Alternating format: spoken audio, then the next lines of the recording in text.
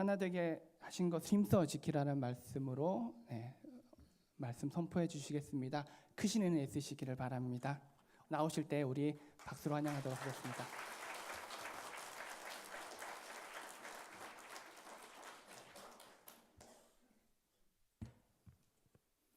반갑습니다.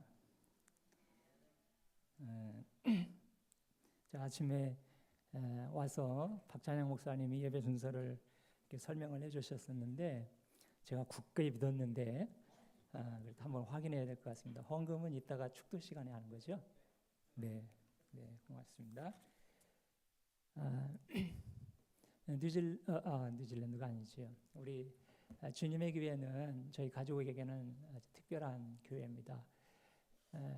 우리 아이들이 나이가 그렇게 많지는 않지만 그래도 우리 아이들이 살아온 날에 4분의 3을 우리 주님의 교회를 통해서 말씀으로 지도받고 또 봉사하고 지금까지 우리 주님의 교회에서 이렇게 신앙생활을 하고 있고요. 저희 집사람이 초기에 뉴질랜드에서 왔을 때 그 아동부 전도사를 했기 때문에 주님의 교회는 늘 저희 가족에게는 고향 교회 같은 그러한 곳입니다. 그래서 특별한 애정을 가지고 있는 교회고요. 내가 매주 나오지는 못하지만 1년에 꼭 한 번은 제가 주님의 교회에 참석합니다. 송구 영신 예배 때. 그 외에는 저희가 이제 선교 사역을 하기 때문에 다른 교회도 방문을 하고요. 그렇게 이렇게 지내고 있습니다. 오늘 특별히 여러분들과 함께 예배를 드리고 말씀을 나눌 수 있는 그런 기회가 있어서 기쁘고 또 하나님께 감사를 드립니다. 우리 잠깐 기도하고 말씀 나눌까요? 좋으신 하나님 아버지 은혜를 감사합니다. 먼 이국 땅에 이곳까지 저희들을 불러주시고 또 특별히 이민자로 살아가면서 주님의 교회라는 공동체 속에 저희들 보내주셔서 하나 되게 하신 것을 감사합니다. 하나님, 이 땅에서 주께서 우리를 향해서 가지신 그 계획과 하나님의 뜻을 이루며 살아가는 우리 모든 성도님들 되게 하시고 우리 주님의 교회가 될 수 있도록 축복하여 주시옵소서. 오늘도 말씀을 통하여서 듣는 자도 전하는 자도 마음으로 주의 음성을 듣는 시간 되게 하여 주시옵소서. 감사하며 예수님의 이름으로 기도드립니다. 아멘. 여러분들이 잘 아시겠지만 에베소서는 옥중서신이라고 부릅니다. 왜냐하면 사도 바울이 감옥에서 쓴 편지이기 때문에 옥중서신이다 그렇게 말씀합니다. 에베소서는 짧은 6장으로 되어 있습니다. 그냥 여러분들이 한 자리에서 읽으면 20분도 채 안 걸립니다.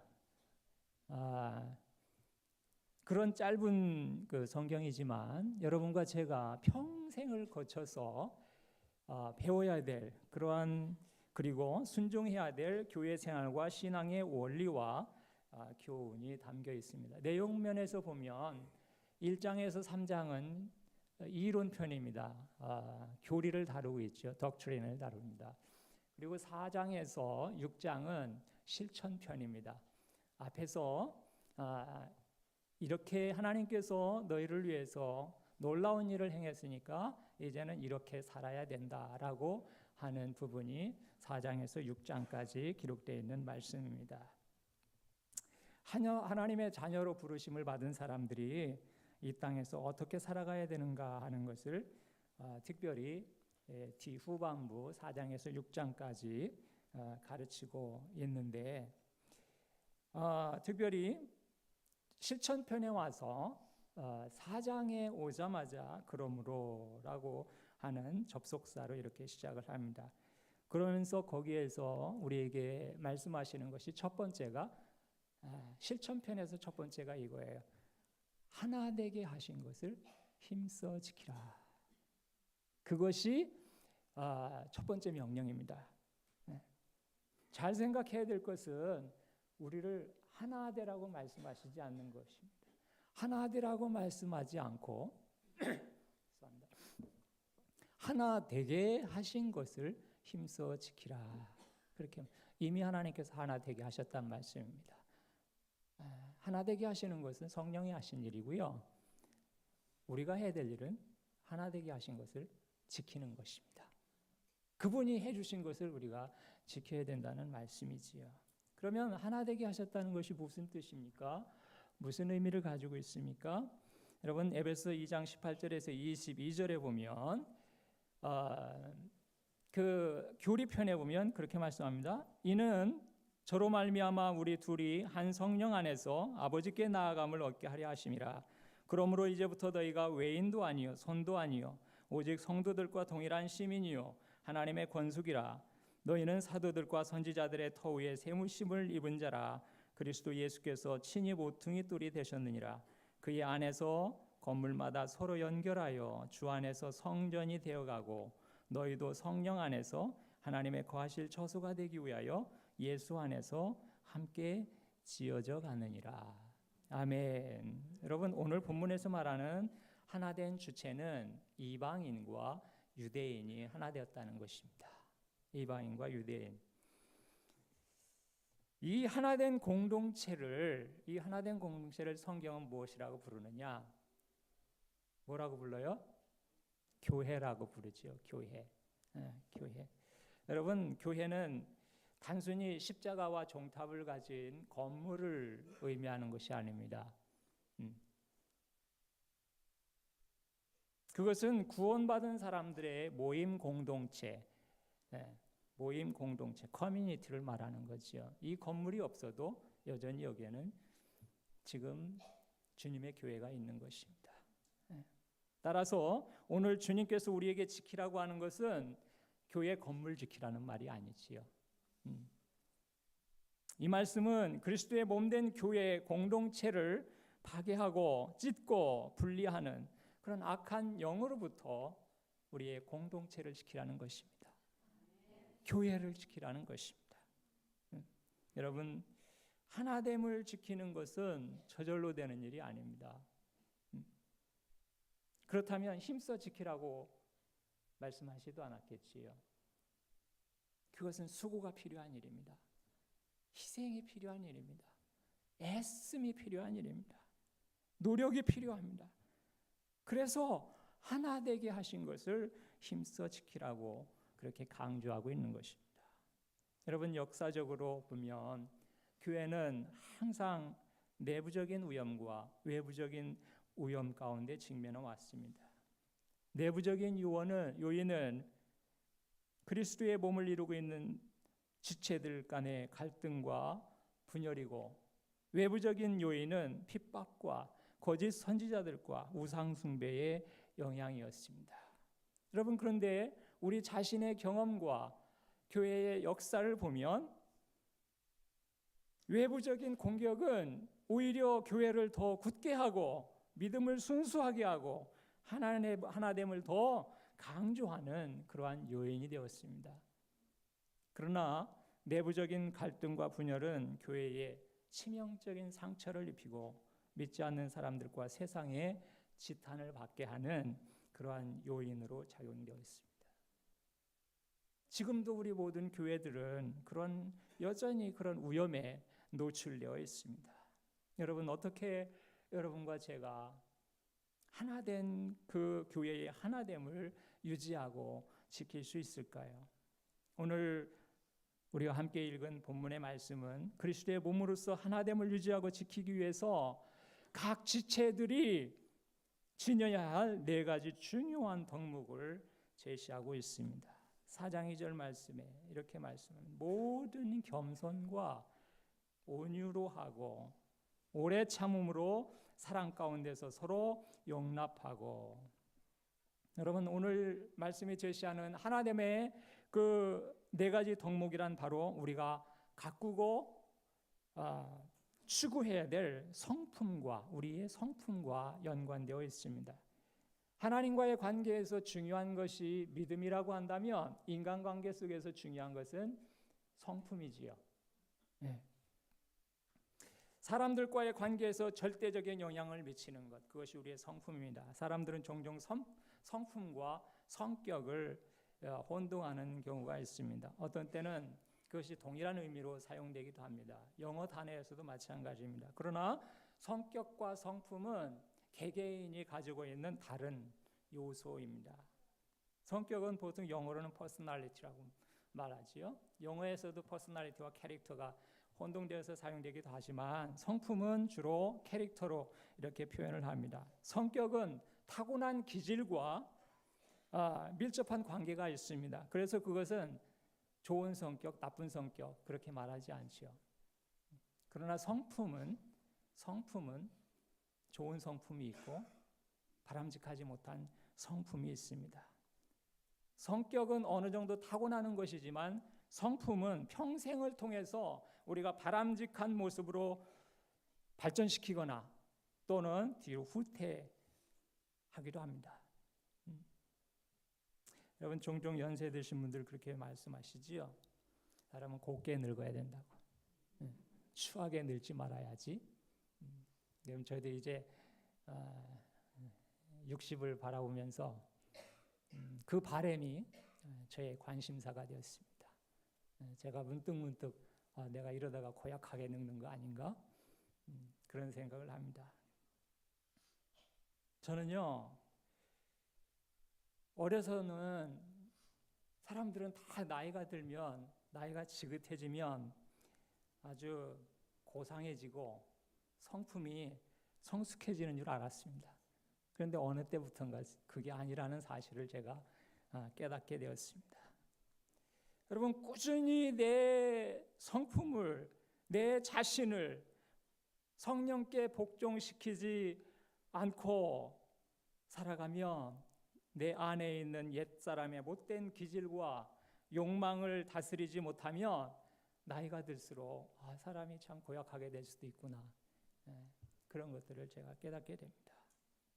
여러분, 타락한 사람의 본성은요, 그냥 가만히 두면 좋은 방향으로 발전하는 것이 아니라 나쁜 방향으로 갈 수 있습니다. 그것이 우리의 본성입니다. 그렇기 때문에 우리는 하나님의 말씀과 성령 안에서 바람직한 덕성들을 개발하고 그리고 키우고 가꾸어야만 합니다. 여러분, 그렇다면 그런 성품들의 특성은 무엇이고 어떻게 우리가 그런 바람직한 덕성들을 가꿀 수 있을까? 이제 교회를 하나 되게 하는 데 있어서 꼭 필요한 이 4가지 성품을 잠시 살펴보려고 합니다. 여러분, 그 첫째가 뭐지요? 겸손입니다. 겸손. 사도 바울은 골로새서 3장 12절에 이렇게 말씀합니다. 그러므로 너희는 하나님의 택하신 거룩하고 사랑하신 자처럼 긍휼과 자비와 겸손과 온유와 오래 참음으로 옷 입고. LA의 그 새생명 비전 교회의 강준민 목사님이 자기 자신의 책에서 이렇게 말했습니다. 겸손은 우리가 아침에 일어나 옷을 선택해서 입듯이 날마다 선택해서 입어야 할 성품의 옷이다. 이렇게 말했습니다. 여러분, 성격이나 기질은 우리가 이제 타고나기 때문에 그거를 어떻게 할 수는 없어요. 그러나 겸손한 성품은 타고나는 것이 아니란 말이죠. 그것은 우리의 습관과 수양과 훈련을 통해서 얻어지는 덕성이라는 것입니다. 여러분, 성경에 겸손이라고 하는 성품이 언급될 때마다 상대적으로 짝을 이루어 나오는 단어가 있습니다. 그게 뭘까요? 네, 교만입니다. 교만. 예를 들면 잠언 18장 12절에 그렇게 말씀합니다. 사람의 마음에 교만은 멸망의 선봉이요 겸손은 존귀의 앞잡이니라. 이런 비슷한 말씀이 굉장히 많이 나옵니다. 여러분, 교만은 나 자신을 망하게 할 뿐만 아니라 공동체를 무너뜨리는 아주 좋지 못한 그러한 요인이 됩니다. 교만한 사람은 사람도 싫어하지만 하나님도 싫어하셔요. 겸손한 사람은 사람도 좋아하지만 하나님도 기뻐하십니다. 본문에서 겸손을 하나됨을 유지하는 데 필요한 첫 번째 덕목으로 꼽는 이유도 거기에 있습니다. 여러분, 그러면 겸손한 사람은 어떤 사람일까요? 겸손한 사람에게서 드러나는 특징은 무엇일까요?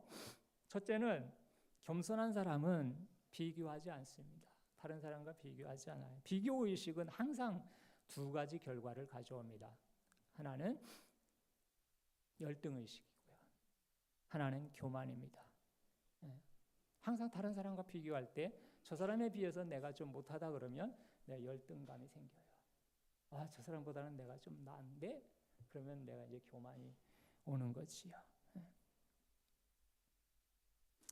이 두 가지 요소는 열등감이나 아니면 교만은 관계를 깨트리는 아주 위험한 요소들입니다. 겸손한 사람은 주님 안에서 새롭게 된 자기 자신이 누구인지를 바로 아는 사람입니다. 그래서 하나님께서 보시는 대로 자기 자신도 봐요.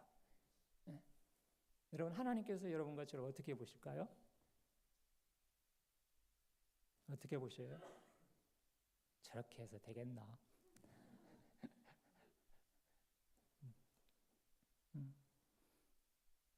하나님은 여러분과 저를 존귀하게 보신대요. You are so precious.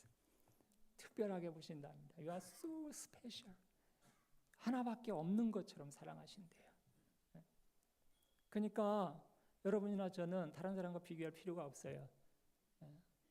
다른 사람이 나한테 뭐라고 핀잔한다고 그래서 기죽을 필요도 없어요. 왜요? 하나님께서 귀하게 보시니까, 하나님께서 특별하게 보시니까. 내가 다른 사람과 비교해서 조금 우월하다고 그래서 교만할 필요도 없어요. 교만할 필요도 없고 비굴할 필요도 없습니다. 하나님 앞에서 자기의 정체성을 바로 정립하는 것, 그것이 겸손한 성품을 가꾸는 지름길입니다. 겸손한 사람은 자기의 역할을 알고 자기의 위치를 지킵니다. 여러분, 그리스도 안에서 한 몸을 이루고 있는 교회 공동체가 바로 서고 바로 유지되려면 구성원들이 자기의 위치를 잘 지켜야 되지요. 그것이 오늘 본문이 말하는 합당하게 행하는 것입니다. 에베소 4장 1절에 그렇게 말하지요. 그러므로 주 안에서 갇힌 내가 너희를 권하노니 너희가 부르심을 입은 부름에 합당하게 행하여 모든 겸손과 겸손하게 행하도록 부르셨다, 그 말입니다. 여러분, 건강한 가정은 어떤 가정입니까? 건강한 가정은 아빠가 있습니다. 남편이 있습니다. 엄마의 역할, 아내의 역할, 또 형제간의 위치를 알고 자기 역할에 충실한 가정, 그런 가정이 건강한 가정 아니에요? 교회도 마찬가지일 것입니다. 교회 안에는 우리 목사님이 계셔요. 장로님들이 계셔요. 권사님들이 계십니다. 집사님이 계십니다. 각기 다른 직분이 있어요. 여러분, 이건 계급이 아닙니다. 역할과 직임입니다. 봉사하라고 주신, 그것은 질서를 위해서 필요한 것입니다. 교회는 겸손하신 예수님의 마음을 품는 사람들이 지켜나가는 것입니다. 여러분, 하나님의 말씀을 통해서 여러분의 성품을 예수님처럼 그렇게 겸손하게 가꾸어 나가시기를 주님의 이름으로 축복합니다. 두 번째 덕목, 그것은 온유입니다. 온유는요, 절제된 힘이에요. 절제된 힘, 컨트롤되는 힘. 여러분, 야생마가 훈련과 길들임을 통해서 주인의 말에 고분고분 순종하는 것, 그것이 겸손입니다. 그 말 안에는 어마어마한 에너지가 있음에도 불구하고 주인의 말에 순종하는 것, 그것이 겸손입니다. 내면의 강한 힘, 그 힘을 부드럽게 드러내는 것, 그것이 바로 온유입니다. 하나님은 사람들을 사용하시기 전에 이 성품을 다루셔요. 성품을 먼저 다루십니다. 여러분, 모세 아시죠? 모세는 애굽의 궁중에서 살 때 온유한 사람이 아니었습니다. 그는 자기의 힘을 조절하지 못하는 아주 성깔 있는 사람이었죠. 그래서 사람을 때려 죽였어요. 근데 그가 40년 동안 광야의 성품 학교에서 훈련을 받고 온유한 사람이 되었습니다. 민수기 12장 3절에 보니까 이렇게 말합니다. 이 사람 모세는 온유함이 지면의 모든 사람보다 승하더라. 그게 하나님의 평가예요. 모세에 대한 하나님의 평가입니다.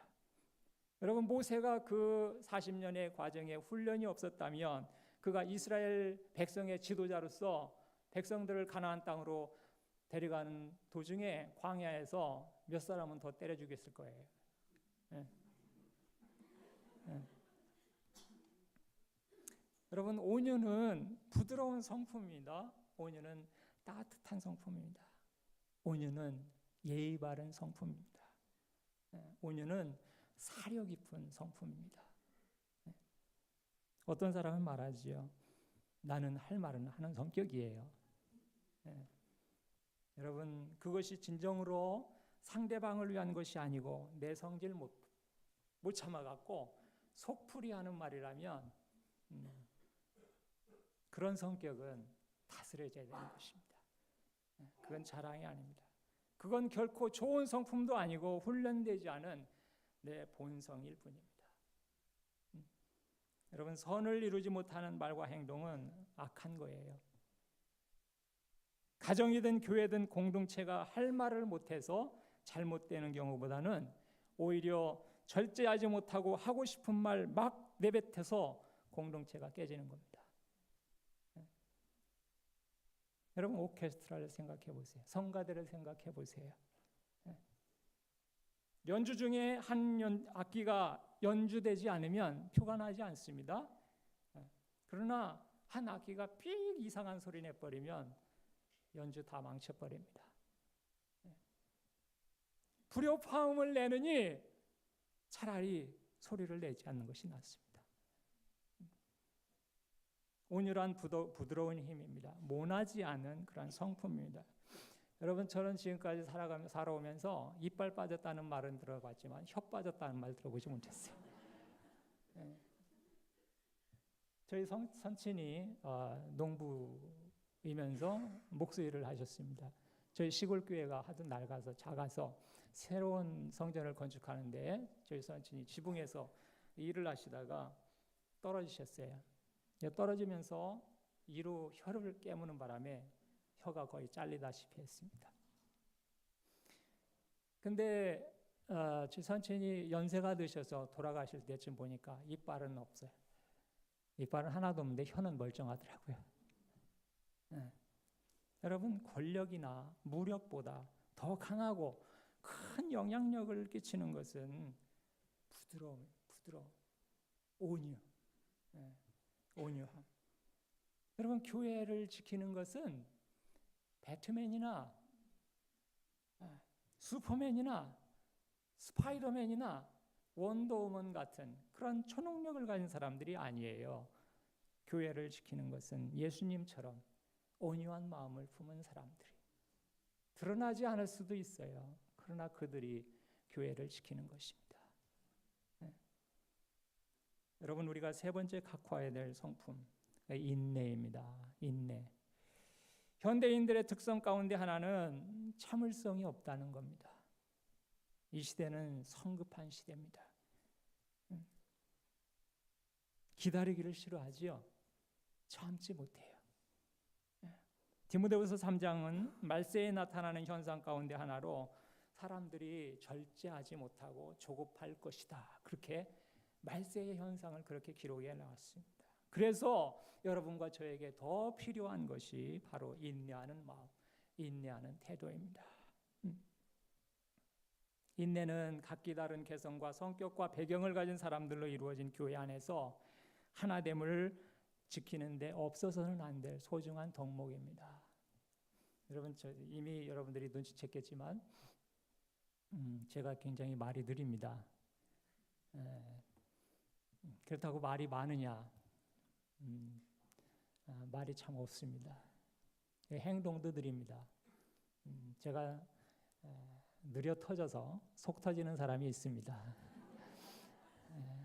저희 아내입니다. 근데 제가 참 미안하죠. 늘 미안합니다. 그런데 제가 이 설교를 준비하면서 저도 잘하는 것이 하나 있구나 그런 생각을 했습니다. 하다 보니까 제가 아내의 인내심을 키우는데 한몫하고 있구나. 그 사실을 하나님께서 제게 깨닫게 해주시고 저를 격려해 주셨습니다. 여러분, 인내하는 법을 어떻게 배울까요? 견디면서 배우는 거죠. 느려 터진 사람하고 살면서 배우는 것입니다. 여러분, 말씀을 많이 읽으면 인내가 생깁니까? 기도 많이 하면 인내가 생깁니까? 어떤 사람이 그렇게 기도했습니다. 하나님, 저는 인내심이 부족합니다. 저에게 인내하는 힘을 주소서. 지금 당장이요.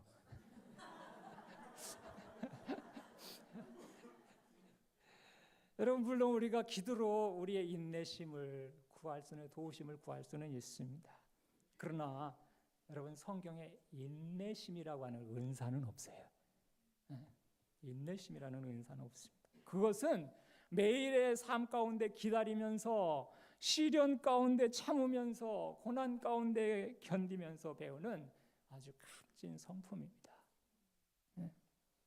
폴란드의 시인인 스탠드 슬로우는 다음과 같이 말했죠. 인내하는 법을 배우려면 우선 많은 인내심을 필요로 한다. 명언이지요. 이런 말은 아무나 할 수 없는 겁니다.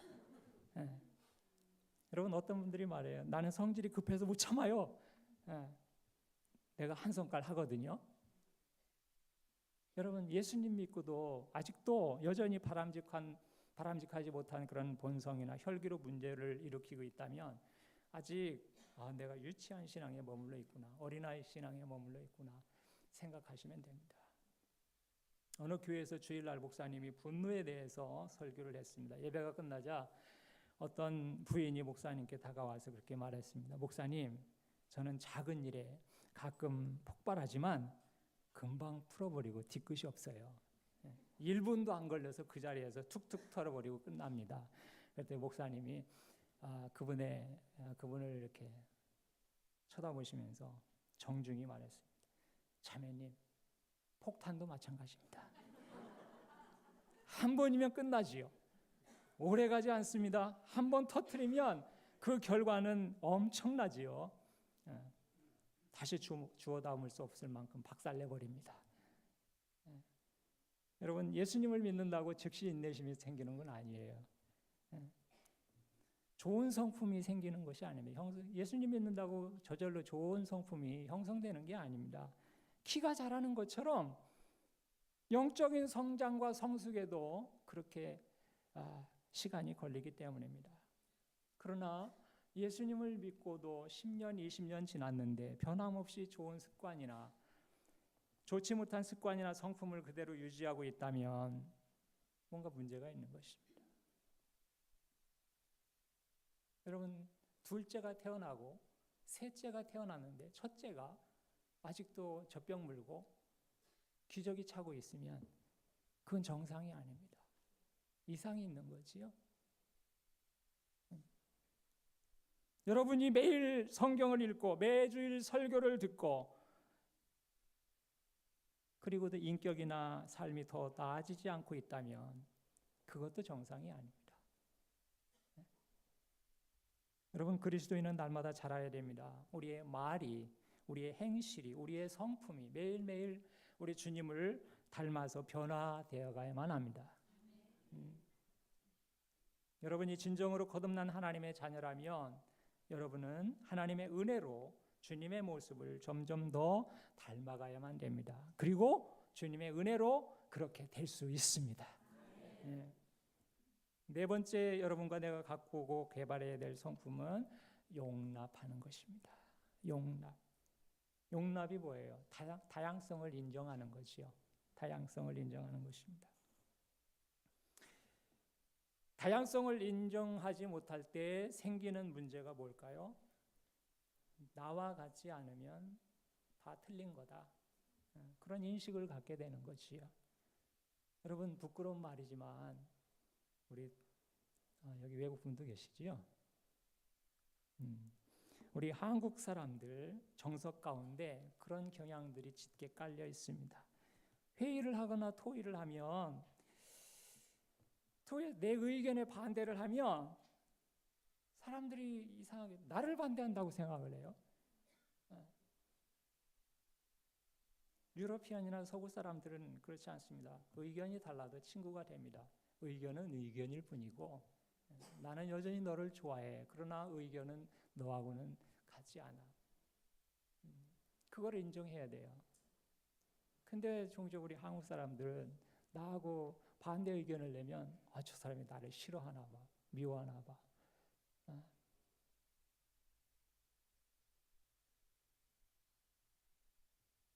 여러분, 그건 아니지요. 용납하는 마음은 나와 다른 생각, 나와 다른 성격, 나와 다른 기질, 나와 다른 생활 방식이 있다는 것을 인정하고 받아들이는 것입니다. 여러분, 인종차별의 뿌리가 뭐예요? 여러분들 뉴질랜드에서 인종차별 당해본 적 있으십니까? 저도 그런 일 당했습니다. 그는 결코 기분 좋은 경험이 아니지요. 유쾌한 경험이 아닙니다. 내 피부색과 같지 않으면 자기보다 못하고 내 편이 아니라고 하는 미숙한 그런 생각, 그것이 바로 인종차별이지요. 여러분, 적극적인 면에서 용납이라고 하는 것은 사랑을 바탕으로 한 포용입니다. 사랑으로 바탕한 포용.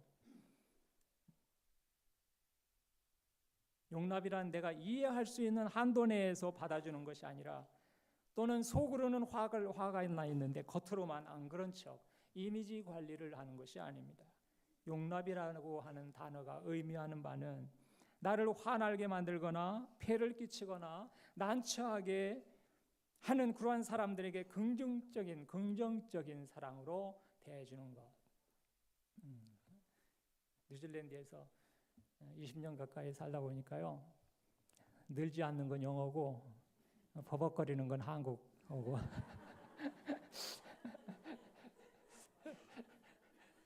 여러분도 그러십니까? 한국어라도 잘 지켜야 될 것 같아요. 여러분, 남편 아내 두 사람이 모여서 이루는 가정도 상대방의 그 다른 점과 약점을 내가 채워야 될 부분으로 여기고 받아들일 때 한 몸으로서 가정이 유지되고 행복한 가정을 이루게 됩니다. 근데 여러분 생각해 보세요. 하물며 교회는 더 다양한 사람들이 모인 그러한 그 공동체입니다.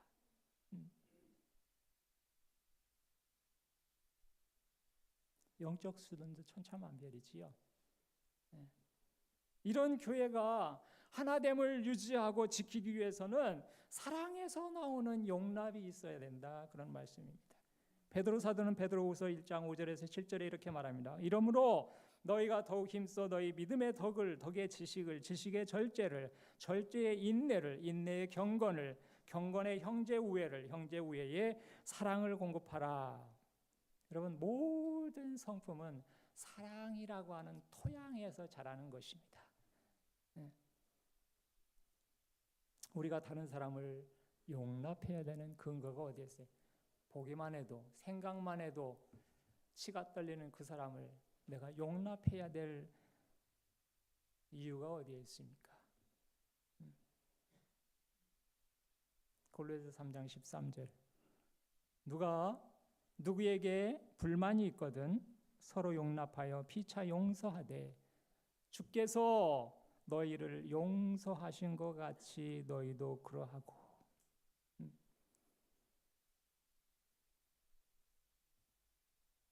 주님이 나를 용납해 주셨으니까.